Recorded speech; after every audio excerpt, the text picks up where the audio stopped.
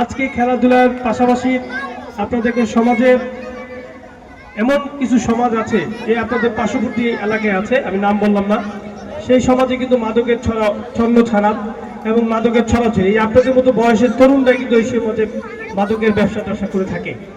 কিন্তু এই যে আজকে যে খেলাটি আয়োজন যারা করেছেন, আমি বিশ্বাস করি এখানে যারা আজকে উপস্থিত হয়েছেন তারা কেউই এই মাদক থেকে দূরে থাকার জন্যই এই খেলাধুলার আয়োজন করেছেন।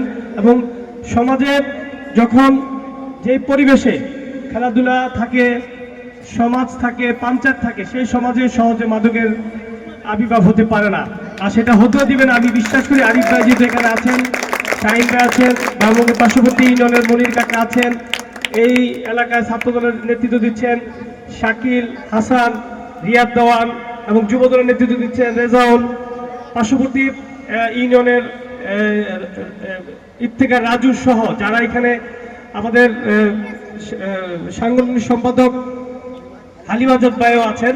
এরা কিন্তু সমাজের অত্যন্ত ভালো এবং ভদ্র মানুষ, তাদের কিন্তু সমাজে কোনো ধরনের বাজে ক্লেম নাই বা সমাজে খারাপ মানুষের সাথে চলাফেরা এরকম কোনো আমরা অভিযোগ আমি অন্তত পাইনি, কারণ তাদের সাথে আমার চলাফেরা দীর্ঘ 17 বছর যেহেতু আমি দেখি নাই, তা আমার মনে হয় না সামনেও আমি তাদেরকে দেখতে পাবো।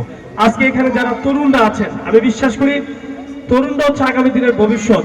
আজকে যারা এই তরুণরা খেলাধুলার সাথে সম্পৃক্ত হয়েছেন, খেলাধুলা করছেন, খেলাধুলার মাধ্যমে নিজেকে প্রতিষ্ঠিত করার চেষ্টা করছেন।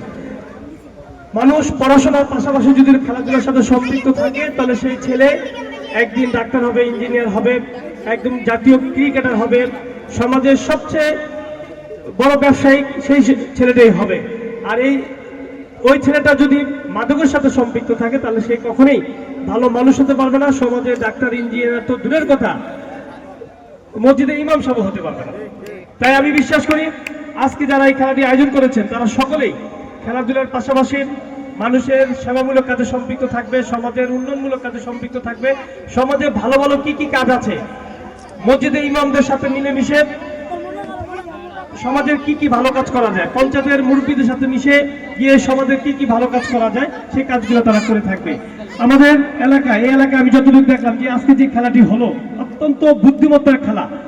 এই খেলাটি যারা খেলেছেন, আমি বিশ্বাস করি জাতীয় দলের ক্রিকেটারও এইভাবে তারা খেলতে পারবে না যদি এই মাঠে তারা যদি আসে। আমার মনে হয় খুব বুদ্ধিমত্তার মাধ্যমে এই খেলাটি খেলেছেন, এবং যিনি বল করেছেন তিনিও কৌশলে বল করেছেন, আর যিনি ব্যাটিং করেছেন তিনিও কৌশলে রান নেওয়ার চেষ্টা করেছেন। এটা অত্যন্ত বিচক্ষণতা